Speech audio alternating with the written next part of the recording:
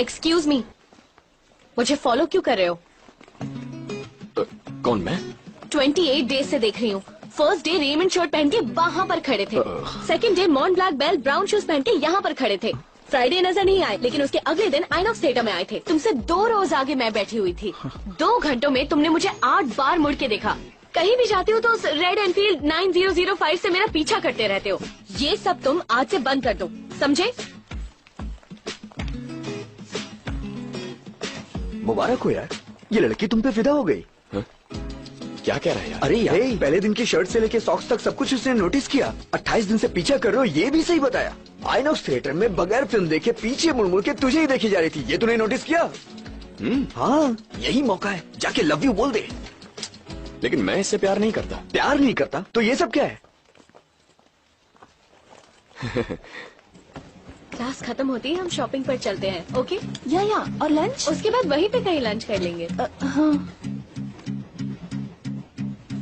देखो, मुझे लव वगैरह में बिल्कुल इंटरेस्ट नहीं है। हाँ जानता, मुझे भी लव में कोई इंटरेस्ट नहीं है। ऐसा क्या? नाइस, तो भी ठीक है। वैसे मुझे लव में इंटरेस्ट नहीं है, ये तुम कैसे जानते? कैसे मतलब? 96% को 98% करने से यूएस में स्कॉलरशिप मिलेगी।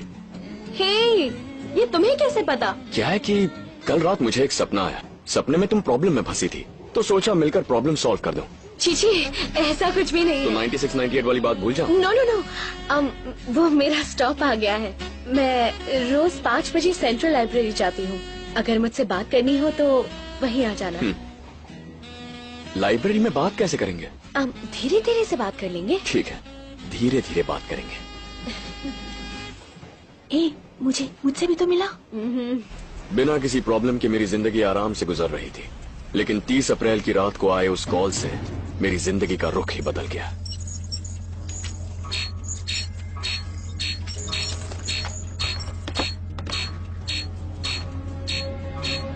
इतनी रात को डिस्टर्ब कर रही है। श्वेता, घर में सब लोग विजयनगर गए हैं, मैं अकेली हूँ घर पे, और मुझे ऐसा लग रहा है जैसे घर में कोई भूत है। मुझे बहुत डर लग रहा है, और ऊपर से अजीब अजीब आवाजें भी आ रही हैं। जब देखो तब बेकार की किताबें और भूत की फिल्म देखती हो, तभी तुम्हें ऐसा लग रहा है। नहीं यार, सबके घर में बिजली है, एक हमारे घर को छोड़ के। सच में यहाँ पर कोई भूत है, प्लीज तू मेरे घर आ जाना। मेरे घर वाले तो नहीं भेजेंगे, तू एक काम कर, घर में सारे दरवाजे और खिड़कियाँ बंद करके काली माँ को याद करके सो जा। भूत भूत कुछ नहीं होता है, समझी?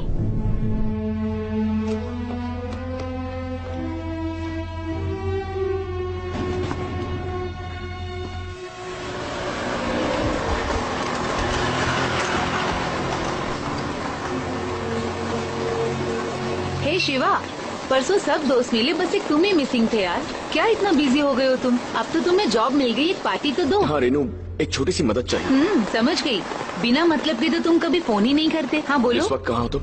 मैं घर जा रही हूँ। तुम्हारी बगल वाली गली यानी 19th एवेन्यू में एक बंगलो है, नंबर 32। वहाँ कोई लड़की है जो बहुत डरी हुई है। I think she needs some support. ठीक है, चली जाऊंगी। तुम्हें पता है उस दिन पद्मिनी ने क्या किया? वो बातें बाद में होती रहेंगी, तुम पहले वहाँ पहुँचो, और कोई इमरजेंसी हो तो मुझे फोन करना। Okay, bye. शिवा सुनो तो।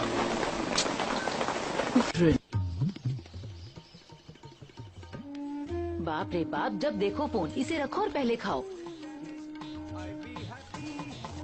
पैंट प्रेस कर दी क्या? मैं अकेली कितना काम करूंगी? तुम पेपर छोड़ के खुद अपने कपड़े प्रेस कर सकते हो ना।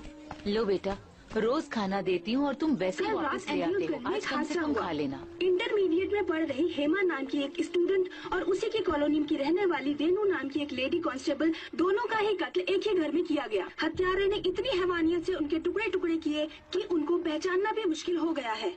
इस घटना से वहाँ के लोग बहुत ही डरे हुए हैं।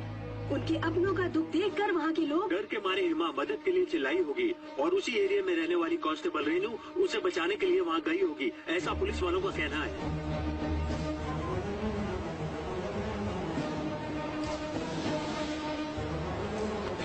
एक्सक्यूज मी, रास्ता दीजिए। सर, मैं उस मैडम को जानता हूँ सर।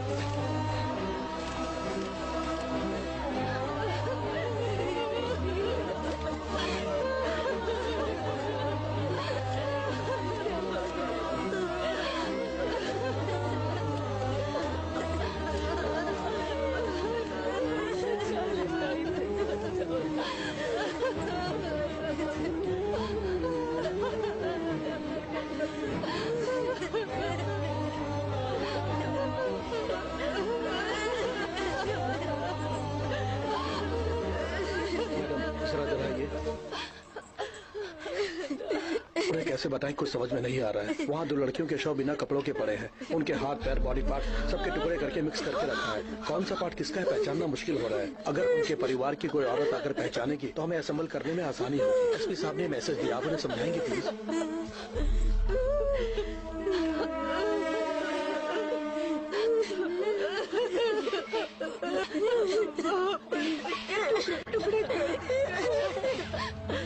अगर जरा देखो ऐसा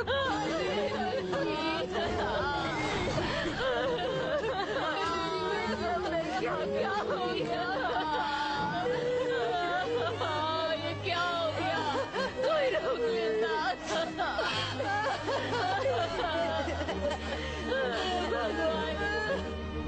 सर है। आओ बेटा। अंकल आप जानते हैं क्या, शिवा ने नौकरी छोड़ दी। नौकरी छोड़ दी? शिवा, शिवा, ये क्या है बेटा, तुमने नौकरी क्यों छोड़ी? मैं इस नौकरी के लायक नहीं हूं। हादसा होने से पहले उसे रोक सकूं, इसीलिए ये नौकरी कर रहा था। लेकिन मेरी लापरवाही की वजह से 2 जाने गई, इसलिए अब मैं ये नौकरी नहीं कर सकता। उस लड़की के घर में एक हत्यारा आया था, वो कुछ समझ नहीं पाई और भूत समझ के डरने लगी। वो ठीक से समझा पाती तो ये हादसा नहीं होता। छोटी लड़की थी वो, ठीक से बता नहीं पाई, लेकिन मुझे तो समझना चाहिए था ना। मुझे खुद वहां जाना चाहिए था। आज तक तूने कितनों को बचाया है, पहली बार हम मिस हुए हैं। क्या कर सकते हैं, चल ऑफिस चल तू।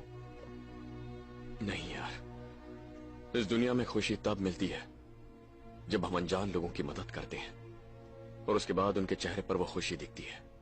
ये काम हर पल उसी खुशी का एहसास दे रहा था, मगर उन दोनों की मौत के बाद ये नौकरी हमेशा के लिए छोड़ना ही मेरे लिए सही सजा होगी। गुनाह होने से पहले ही रोकने के लिए तुमने नौकरी ज्वाइन की थी ना। अच्छा एक बात बताओ, जिसने भी ये हत्याएं की हैं, क्या उसने इससे पहले हत्या नहीं की होगी? और तुम्हें लगता है कि वो आगे किसी की हत्या नहीं करेगा? ज्यादा मत सोचो, ये अंत नहीं है। ये किसी बड़े क्राइम की शुरुआत भी तो हो सकती है। जाओ बेटा, काम पर जाओ। बस ये सोच कर जाओ कि तुम आगे होने वाले हर क्राइम को रोक सकते हो। जाओ।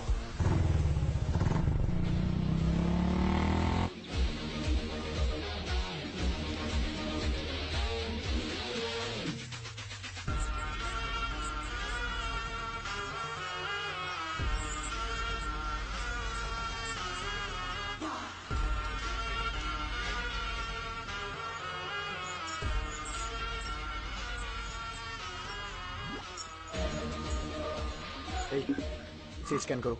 विनय, तेरे सिस्टम में उस लड़की का नंबर भेजा है, उसके व्हाट्सएप मैसेजेस चेक कर। और तू उसके सारे SMS चेक कर। ओके शिवा।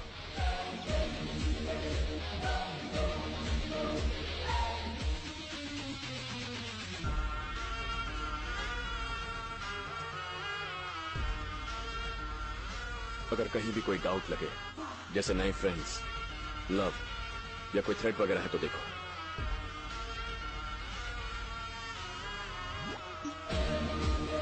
हेलो हाँ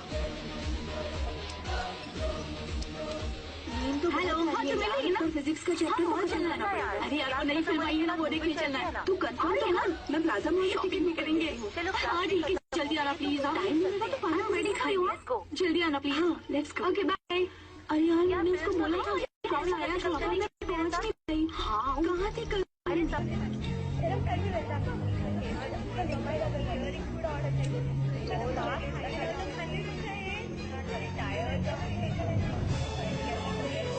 तो बाहर आ जाना, एक साथ चलेंगे। अभी बाहर आ जाओ। अरे तेरा भाई घर में सारे दरवाजे और खिड़कियां बंद करके काली माँ को याद करके सो जा। भूत भूत कुछ नहीं होता है, समझी? शिवा, कमिश्नर के कॉल्स को मॉनिटर करने के लिए कहा था ना, उनमें से एक कॉल बड़ी अजीब सी लगी मुझे। शायद तुम्हारे काम आ जाए। Would you like to listen?